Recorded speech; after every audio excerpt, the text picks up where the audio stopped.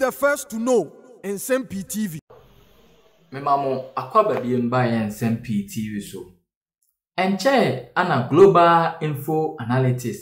Ede recent poll bi ebetu udwa opinion poll bi ebetu udwa efa December 7 general election no. Yenyina nim se general election bia nso numako bi te global info analytics ede survey ba ebeto abonten se ope omo grounds no omo hwe grounds no election ede anim no kosen enye onko a still post bi se yera Ben Epson Professor Sarpong ene omke ka ho enso sa no mani bi nanansen ana global info analytics ede opinion poll bi betu dwa fa December 7 general election make ho asemi se your former president John Dramani Mahama ebe with a percentage of 50.9 votes and the vice president Dr. Alhaji Bawumia and Subenya 37%. Nena post ya global info analytics edibetu dry NDC guru openi bako NDC amanukoni pa asore se dabi and sema global info analytics de abetu dry kame se omo akotutu anomache anoma atutu on ho e de abetro se anoma be ni omo bo anoma kurudin o say I am NDC, but I disagree. Bawumia will get 37%. No losing president candidate has had less than 43%. NDC guru on global info analytics opinion polls.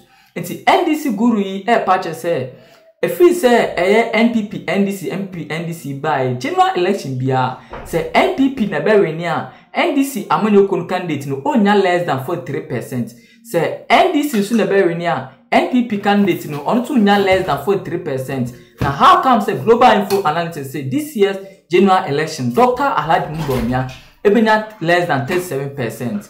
Then now waka assemble actually a former president John Dramani Mahama nanim say on global info analytics here or de nani atom say omo predict say December general election number winning ono mo nyaadi owie no global Professor Sarpong esu nya bre ban same way din same be na to just say at first no global info analytics post on the buy former president John Dramani Mahama 58% plus nka or recent former president be improve 59 60 then so your former president drop ya no drop it na Nsem-Pii na Professor Sarpong enso di to dwa efa ensem we nyina na yenko ti nsem a omudi Daily Despite says the global info analytic opinion poll I am NDC, but I disagree. Bawumia will get 37%. No losing presidential candidate has had less than 43%. NDC group. Yes, our data certification. Yeah. A lot of agencies will do data collection, then they will pass it to me say, Prof, certify, say data we are correct, and I say not correct. Okay. And those are some of the things I do. Now, Sabu, the first comment on the global info, you say, NDC ni. That's a research biso being into a Nigeria. First of all, check the trend. Nipani do from 58, and Odoba 56, and Odoba 54, and Odoba 53, and now 51. 2 months to election. The next trend in nature is Odoba B1. Maybe I'm not very but see the quantum of jump, 2% minimum reduction at all points. The next point we will go 48. We will go 46. We just say the 58 came at a point and not energy in your political environment. What it means is that as you inject more energy into your campaign, your max rather goes down. This should not be a good observation for the NDC. And what makes it extra fictitious?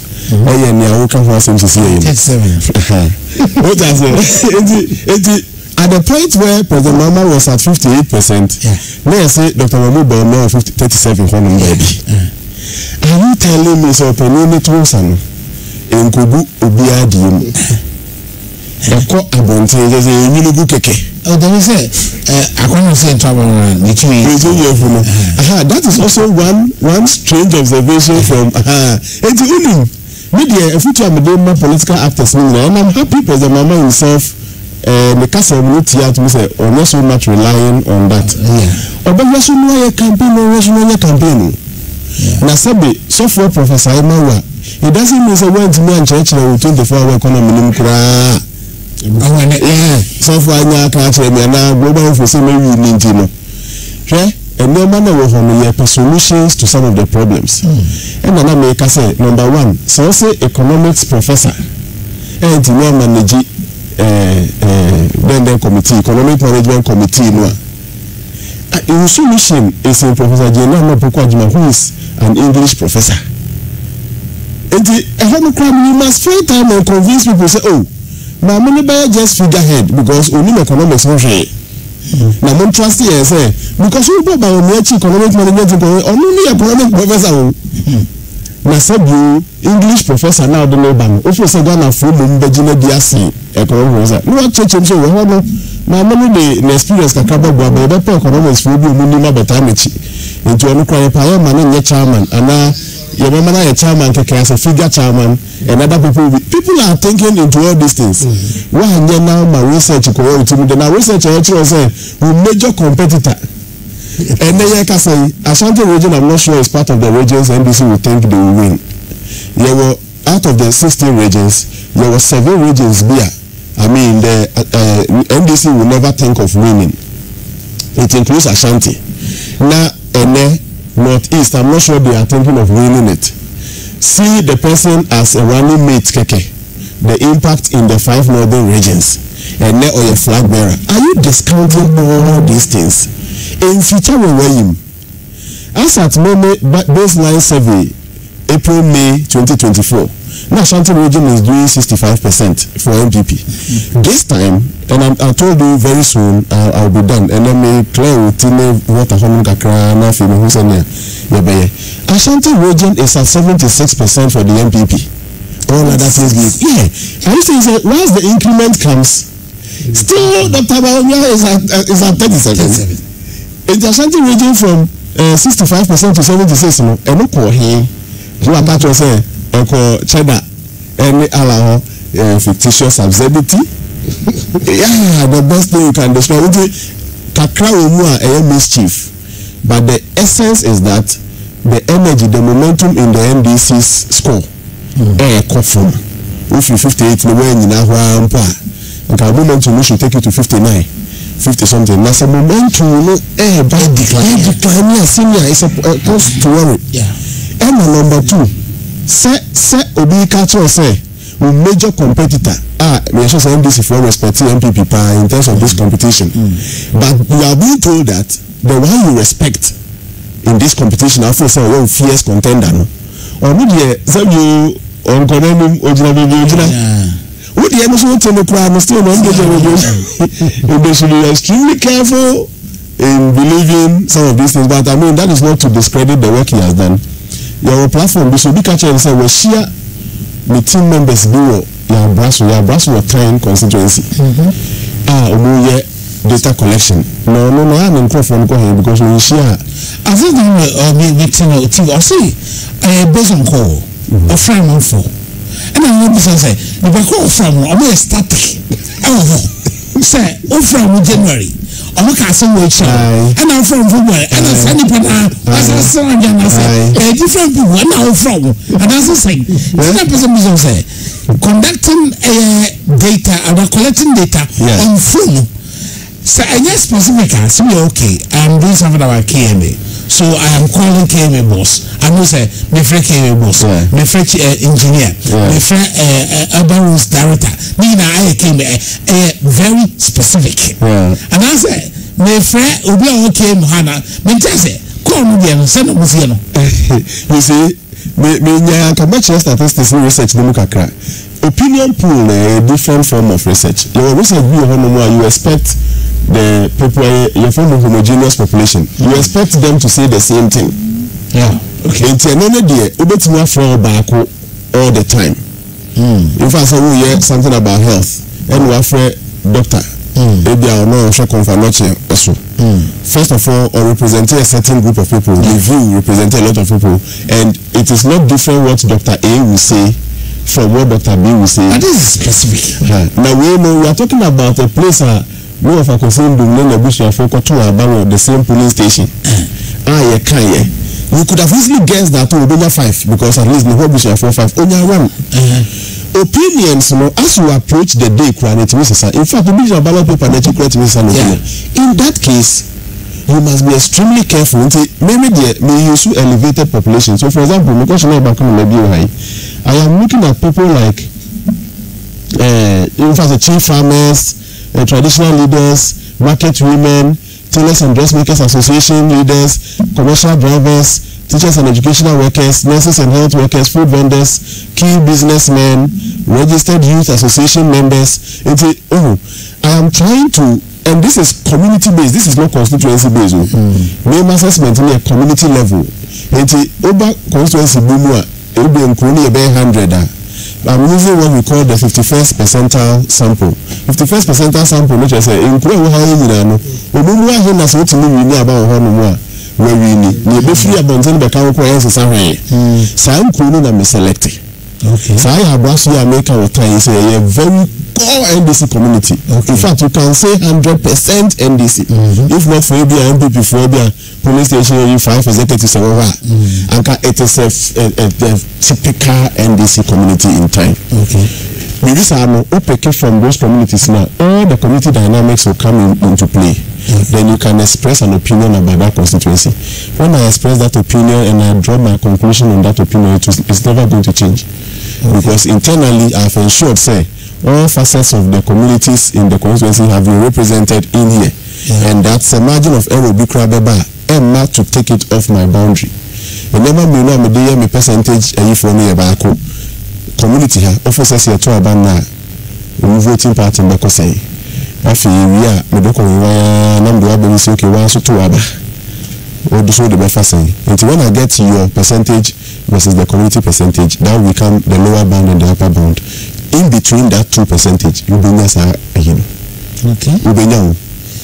we are more sincerity analysis be aware me no work asano we share your level of sincerity you must call until you be our insincere be and I'll take all your data from the you answer I can do like 100,000 data points and maybe almost only about 80,000 90,000 will go into my real analysis because I'll take out all those. By the time I say I'm doing, I'll take all your responses out. Okay. And I'll work with only the sincere ones. I'm just hoping say I can do my announcement anytime soon. And then we see how the reality will go. Nobody are here before November 1st. Okay. So that in the month of November, recommendations are done and will be out to one number one. There are some of the needs of the communities that are low hanging. Street lights, there. You can get it for them and get impact. If you know roads near and there may be a drip here, but drip no matter say so many petrol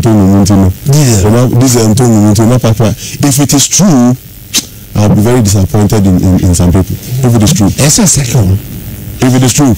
This dream is going to be I'll be very disappointed. For communities, man. Omoa ko hang great than their only expertise. Eddie Duquin, it's a way say, Casse, what they find say, who need for cry. More equipment, more personnel, more everything. Well, community, the may be how the cat say, send you 1 drum of diesel, and the bit me here, open up. When I was sharing with you right now, never some of the things whether it can be done or it cannot be done. Those that cannot be done, it will constitute your messaging. Watch on some problem with your meaning, but a nanny media, no more meeting to a honey. No, telling them you know their problem is like 50% of your problem solved. Only the amount MCs, NDCs, only the a bread bass. A chair was a chair pie. It's for friends room. And now, a bass here, you will now. We now approve us near that time on no budget. Any 11 some it's a passive budget all right, but 11 they are captured. It's not a profile budget for my because 11 it's a profile free DCs, MCs, so as development agents. And and one more jump to a book per se, and for 4 crowd. When was the last time? What is your big craft NDC? Queen on DC is no be and Mahama. And this time, this is notification me from General Secretary of NDC say please I'm trying to spend not less than 4 days in there. You need to be told this. This is it must some brutal. Just say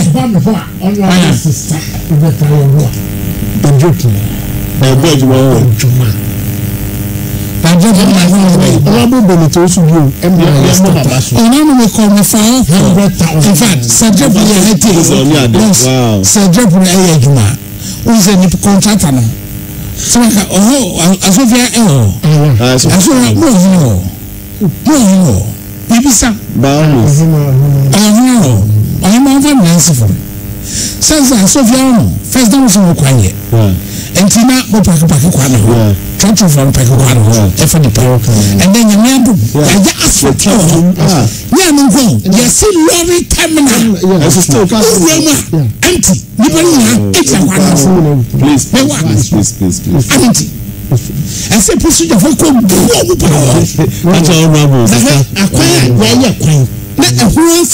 who quite and you know promo no taking a short break.